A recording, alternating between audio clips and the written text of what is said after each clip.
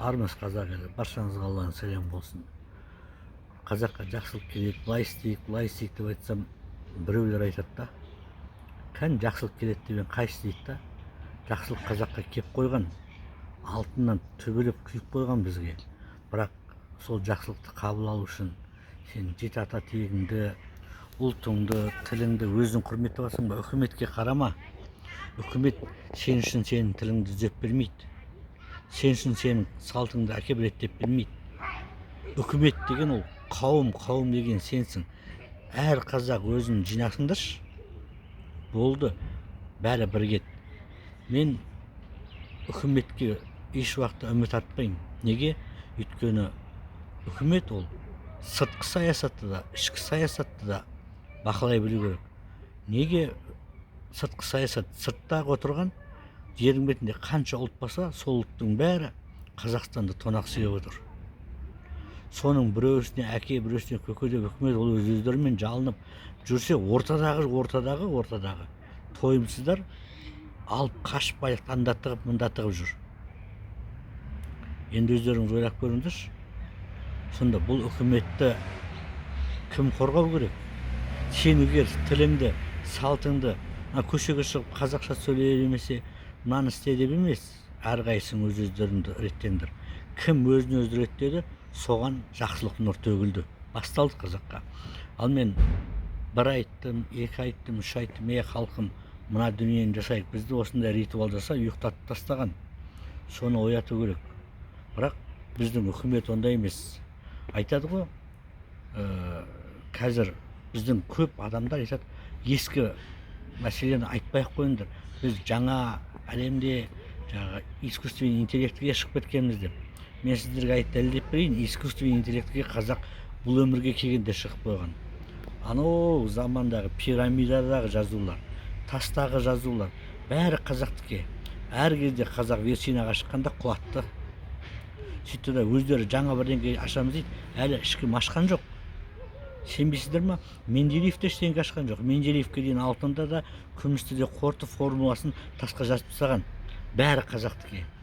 Тағы да міне енді латын деп басқа тіл алып тастап, біздің шағатай жазуын, төте жазуымыздың бәрін алып тастап, тағы да латынды қосып бәрі қазір кириллицаны да алып тастап, қазақты тағы жынды қыламыз деп жатыр. Бірақ қыламайды. Әлемдегі тастағы таңба, әлемдегі тұрған дүние, ол еш уақыт оны өзгертіп кете алмайды. Мың жерден мықты ғұлама болсын, ғарыш емес, ғарыштың ар жағына кетіп қалсын, Құдаймен барып шешіп келсін, бәрібір ештеңе істей алмайды. Өйткені қазақ бұл өмірдің басын да аяғын да істеп қойған. Соның кеткен жерлерін түзеп бір қайтадан қазақты оятайық деп мен жасап жатырмын. Бірақ оған бәрің сын айтып жатсыңдар. Сынды екі адам айтады. Өзі салт дәстүрін ұстамайтын, және өзге дінге беріліп кеткен, және отанын сатқандар ғана, және жер алып сатып жүргендер ғана.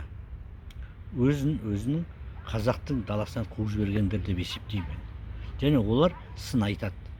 Ал енді қазақ салт дәстүрді, қазақылықты ұстап жатқандар ондай сын айтпайды, бірігейік дейді.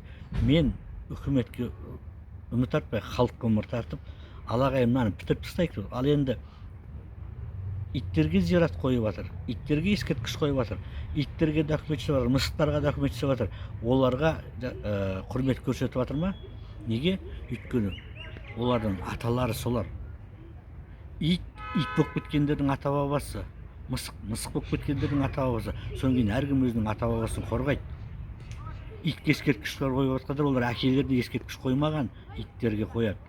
Мысыққа қойып жатқандар, олар әке шешесіне қоймаған, олар мысыққа қояды. Өйткені олар солар, скоро крысаға да қояды. Неге? Олар солардан пайда болғандар.